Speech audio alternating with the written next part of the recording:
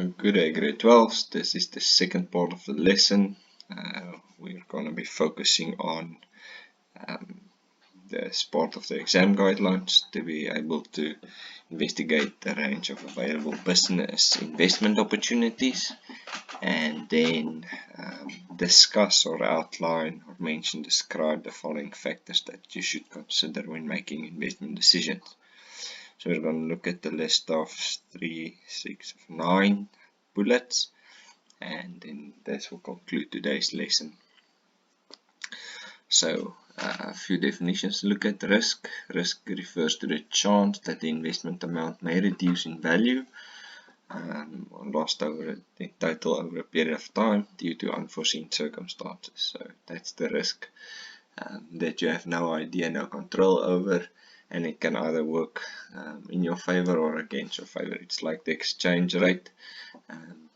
You have no idea what it will, how it will change, and if you're a importer or exporter, you sit daily with the risk of not knowing what will happen.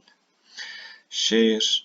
It gives investors opportunity to obtain a part of ownership of a company. That means you as an investor can buy into a company. You buy shares. It gives you part ownership, meaning you also get the return on the company's return. That's called interest or dividends. Or not interest, it's called dividends. Okay, so we're going to be discussing the topics. So the factors. First one is return on investment, risk, the investment period, inflation rate, taxation, liquidity, personal budget, investment planning factors, and the volatility of fluctuations in investment markets. So when we look at the explanation of investment decisions, we start with the return on investment. So that's a ROI. You need to be able to define that. So your return on investment is the profit that you will make from an investment. For example, your capital gains, your dividends, your interest. If you invest money in a bank, you will, in a fixed deposit savings account, you will get interest. If you buy shares, you will be rewarded with dividends. If you buy property value, properties or constructed buildings, you will get a capital gain. That's the money that how your investment will increase. So for example, you'll buy a building, it's worth 600,000 right now. In 10 years time, it's worth 800,000 right. That's your capital gain. So there's a direct correlation between the risk and the reward. High risk will lead to a high reward, but it's like I said in the first sentence, it's high risk, so you stand a chance of losing a lot, everything, or nothing. You don't know. So how ROI is always to be shown as a net after tax gain. That means what's the gain that you have received after tax. That's how you show it or discuss it. Now, in the case of capital gains, your ROI is expressed in the asset that appreciates, your monetary value. So that's as I explained earlier.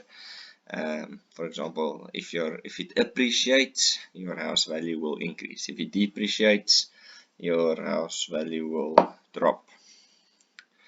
Okay, so we can go to page 135, 136 in your textbooks and look at the following, or the different ways of calculating the growth rate. You can look at the bank deposit, share investments, and retail bond investments. And if you have any questions, we can discuss that. I will send an example. You can follow the example in the textbook, and I can also send the example later. Okay. So when we look at risk, when you invest, you need to understand the risk that is involved in your investment. So your investment decision will be based mostly on how high is the risk. Now some business people like high risk, they like the thrill of it, but that's not for everyone. You must be comfortable in knowing that you can lose everything, and if you're okay with losing everything and you can still survive, and you like the thrill of it, then high risk is for you. If not, if you want a safer option and knowing that it will not go away very soon or without any unrealistic things happening like force majeure, then a lower risk is much better. If we take a look at what Corona how it has impacted our economy, that is a case of force majeure, which means it's out of it's not in human hands, it's not out of the control. It's some contracts define that as an act of God, and that means there's a risk on that, but I mean, like, no one could predict that it will happen and have such a long lasting impact as what it's had. So that's the risk also to observe. Okay, so ordinary share has the highest risks. Your investors might possibly lose everything or part of it, and then that means as the business loses everything, you stand to lose everything that you've invested in as well. If you have preference shares, you will have preference or preferential claim on the asset, so it means you might get something before other shareholders. Okay. Next bullet, the share price are linked to external factors, which is out of the control of investors, such as economic environment, success of a company, competitors. So let's say we take two pharmaceutical companies.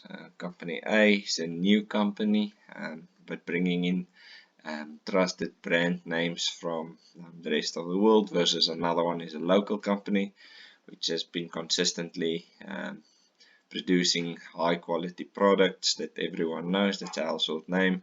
People want to invest in the stable company, but as a stable company, the shares will be going at a high rate, so it's much more difficult to buy into that.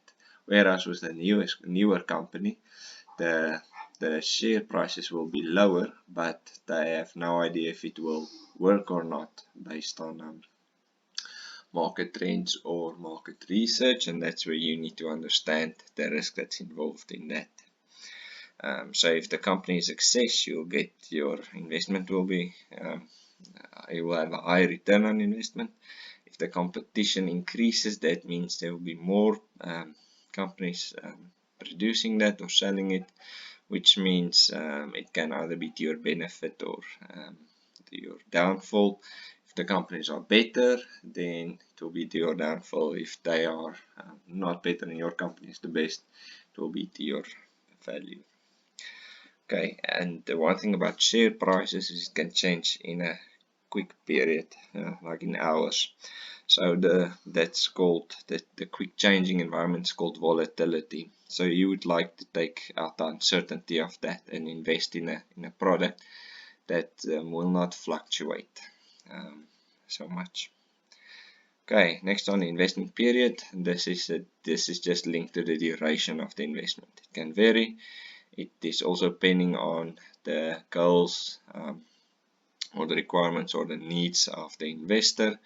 If he wants to invest over a long period, it will normally lead to a higher return, but you can also invest in short term, but then you will have access to your fund for short term, and that's normally quick, high risk, high reward type of strategy, all based on what your desires is. So for example, let's say you want to invest money, save money now and get something from it, but you only have 60 days, then there's a 30-day money back or a money account, which you can invest it in any bank, and you will get market related interest for that.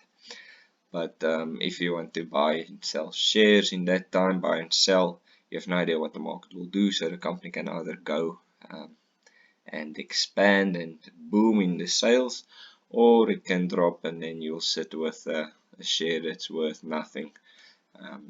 This is the part of risk that we don't know or can foresee. Next one is the personal budgets. So an investor can invest any amount of surplus money. It's based on what he's got left. So you can't invest your operating income. You can't invest your whole salary. You first need to pay your bills, make sure there's food on the table or your company is running smoothly, and what's left is called your surplus money. That's now what you normally spend on wants, not needs. So before that, you need to cater for unforeseen costs. Now part of that is, let's say you need to go to the hospital in 10 years because you were in an accident and you need to start saving for that now. One thing is to make a contingency plan, take out a savings plan, or invest. That's a good way of building up a passive income for that day that something happens and that you need to get money quickly. Then with that comes in mind as well the time frame that you want. So let's say you take out a long-term investment now, and let's say in 2 months time something happens and you need money for either you need to go to the hospital or there's this business opportunity that you need to invest in. Then you will sit, you can't extract the money unless you pay a penalty, which means sometimes you will lose a lot of the returns. But that's the part that you need to weigh up, the opportunity cost. Is the opportunity worth it to lose your returns or part of your returns, or is the risk regarding that also high? Okay. Liquidity, that just means how quickly can you turn an asset or your investment into cash. You need cash quickly, so can you sell a share quickly? Yes. Can you withdraw money from a savings account? Yes. But from a long-term account or deposit account, you need to give notice, 30-day notice, sometimes it's 3 months notice, all depends on the term and your return that you wanted from the investment. So it's how quickly and how easy you can convert the investment into cash. Taxation. Now, when you look at your investment, you have to always look at it from how much will you have after tax has been deducted. So it comes with certain income tax implications. How much tax will you pay on the return? And that is not necessarily the same for each investment. For example, your capital gain tax will be different than your personal income tax, will be different than investment income or a savings account. It will be different than unit trust. It's all based on specific criteria. Okay, we go into investment planning. So investors should look at the safest opportunity based on their risk aptitude.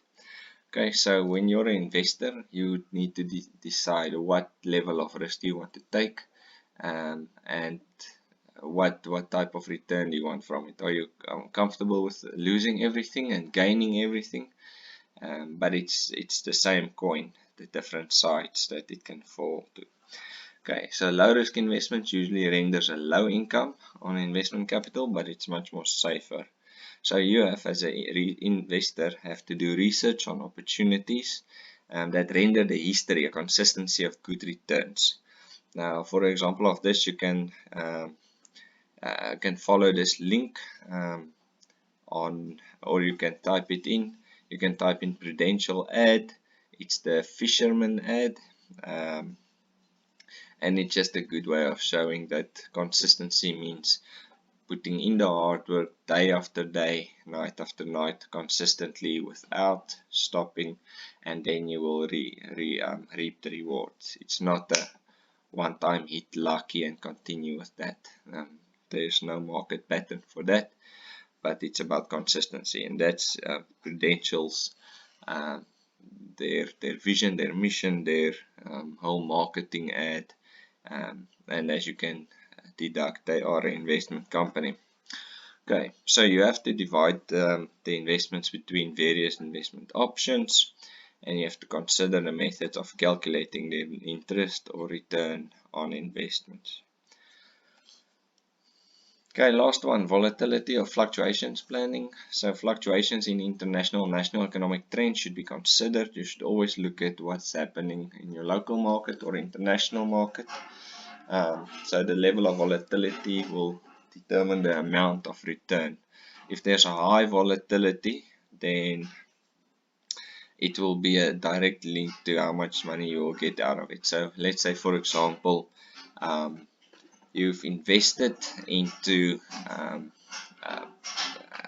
a business that's based in Europe, and their market there's no volatility, there's no sudden changes. That means your investment, your return should be stable, should not be changed. But if you look at something that happened, that happens to other countries with a lot of economic changes, political changes, high political volatility or market volatility, it means there's uncertainty, things can happen, things can change, there's high risk involved, which means your return on investment might as well be impacted by that. So just take that into account. And that is the work that we are covering today. If there's any questions, please post that on WhatsApp and I'll get back to you. Also, the activities that I have posted on my ebooks, please complete that. If you require that on WhatsApp, I will gladly send it.